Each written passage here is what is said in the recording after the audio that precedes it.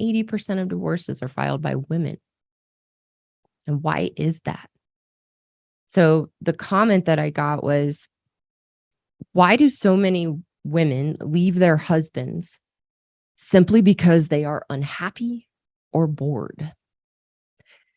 Why is it that men have the endurance of till death do us part, and yet many women have the endurance limited to their emotions like boredom and unhappiness? And I think this is a great question. And I see videos pop up all the time in this space about women leaving simply because they're unhappy. And why is that? And what's the solution to that? So what I had to see for myself as a woman, why we have such a limited endurance in marriage and we are so quick to leave and so quick to run, is because we have no concept when we get married that we are actually making a commitment to another person. We're making a commitment to ourselves, that our vows actually mean something. And that when we get married, we have responsibilities and roles to make it work. As women, we are incredibly short-sighted. And all we think about in getting married is the wedding, the dress, and the party. And we have no concept that we are actually stepping into a huge responsibility and a huge commitment that we are making to keep our word and follow through. And women will be the first to argue, my husband broke his vows. My husband does not follow his vows. He's the one that's not committed. Again, that is a projection of ourselves and our own lack of commitment in our marriage, that we have no concept that our vows even mean something and that we're making a commitment. We want to look good, sound good at the wedding, and that's it. For us as women, marriage is the next thing that we are checking off our list of what we think will make us happy in life. It's the trap of the human pursuit of happiness that we all have. That's not a woman problem, but looking for what's going to make me happy in my life and checking off the boxes to have a good life on paper, thinking that that's somehow going to make us happy, when the truth is that happiness is an internal experience. We all know that no one and no thing can make you happy, but we've never been taught how to put that in place. So we spend our whole lives acquiring the relationships, the things, the achievements, the accomplishments, thinking those things will make us happy. And they never will. They never can, because the only one who can make us happy is ourselves. So as women getting married, and I did the same thing, it's the next step of the thing that we think will make us happy. And we believe that marriage and a happy marriage are supposed to just happen, that there's nothing that we have to do to actually make that happen, and that it actually takes work. So for us as women, as soon as it gets hard, as soon as it's not going the way that we think it should, as soon as we are unhappy or bored, we run, because we have no commitment to ourselves and we had no intention or awareness that we actually have to follow through with the commitment that we make when we get married. We feel entitled and we feel justified to search for our happiness in spite of the commitment and responsibilities we have as a wife, and for many women as a mother. And we put our own happiness ahead of the commitment and the responsibilities that we have made. And so what happens for us as women is that we'll divorce, we'll run away, we'll break up, we hop into another relationship thinking that somehow that will make us happy, and it doesn't. And this is the cycle that we live in our whole lives. And we live in this cognitive dissonance that it's our husbands making us unhappy, that it's the marriage making us unhappy, with no awareness that it's actually you. And I had to realize it was me that was unhappy. And there was nothing my husband could do or stop doing, or anything that was going to change in my marriage that would make me happy, because that is impossible. The only person that can make you happy is you. And unfortunately, we aren't taught how to do that in life.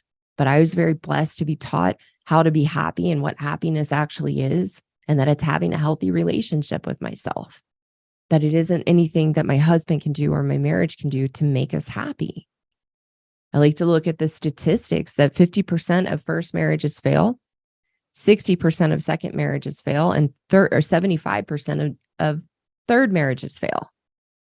And if 80% of marriages are divorced or filed by women, it's because we're unhappy and we think it's the marriage or our husband making us unhappy. That's a myth. And wherever you go, there you are. So if you leave the relationship because you're bored or because you're unhappy and you're blaming your husband and your marriage for that, we're incredibly misguided. We're unhappy because of ourselves. We're bored because we're bored with ourselves, because we've given up on ourselves and we're not doing anything to create a life for ourselves and to do the things that are meaningful and purposeful to us.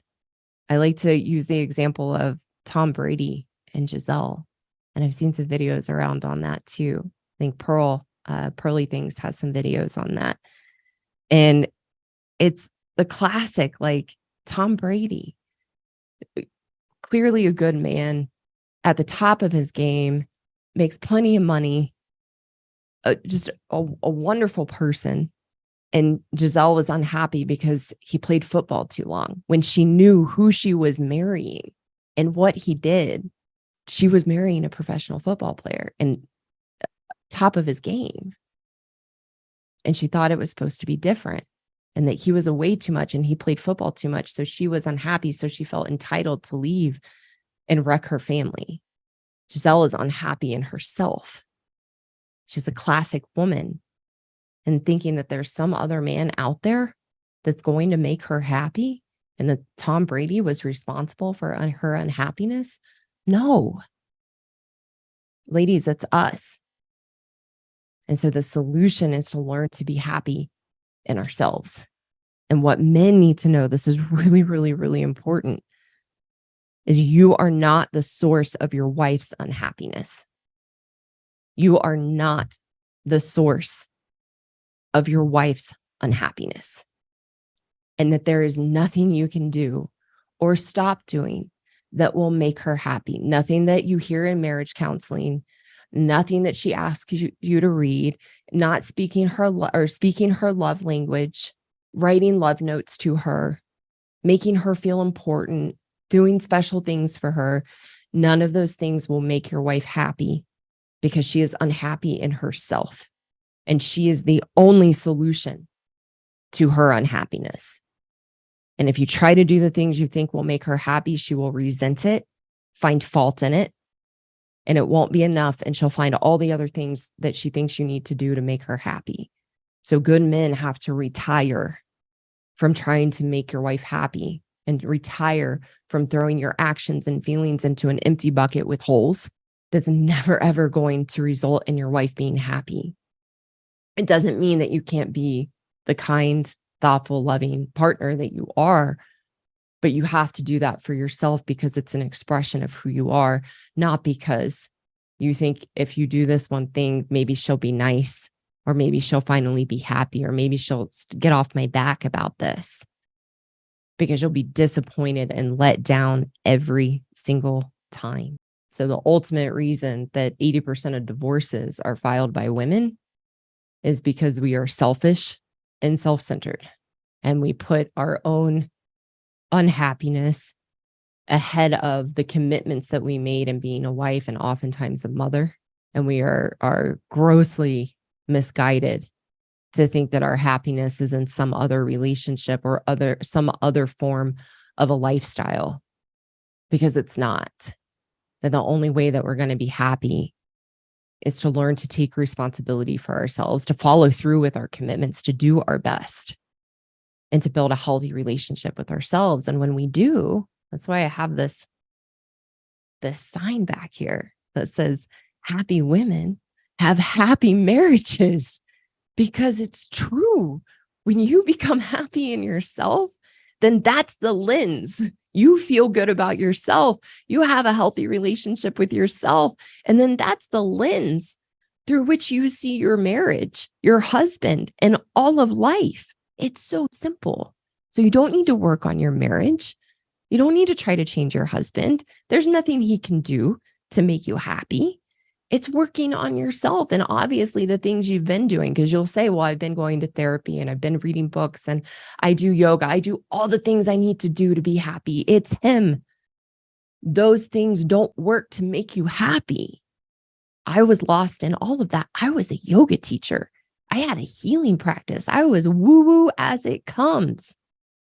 And none of it made me happy. The only way that I learned how to be happy is to actually stop doing those things, because they were all an escape from myself. And I had to learn to take responsibility that my life and the experience of myself was a result of my choices and decisions, period.